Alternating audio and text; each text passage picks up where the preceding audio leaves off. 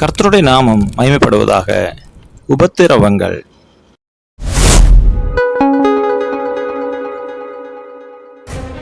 தோல்விகள், பரிகாசங்கள், அவமானங்கள், போராட்டங்கள், வேதனைகள், நிந்தனைகள், உபத்திரவங்கள் என வாழ்க்கையில் சோர்ந்து போய் காணப்படுகிறீர்களா? கர்த்தருக்கு நன்றி சொல்லுங்கள். இவைகள் அனைத்தும் உங்களை அழிப்பதற்காக அல்ல, மாறாக தேவனிடத்தில் இன்னும் கிட்டி சேரவே அனுமதிக்கப்படுகின்றன. நான் உபத்திரவப்பட்டது எனக்கு நல்லது, அதனால் உமது பிரமாணங்களை கற்றுக்கொள்ளுகிறேன். சங்கீதம் 119 71.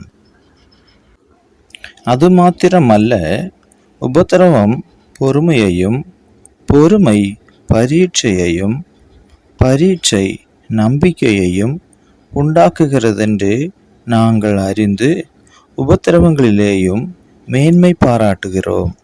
ரோமர் 5 3-4.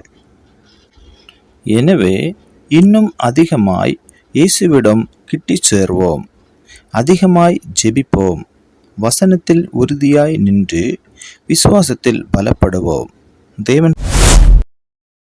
தேவன் தாமே இந்த வார்த்தைகளை கொண்டு உங்கள் ஒவ்வொருவரையும் ஆசீர்வதிப்பாராக.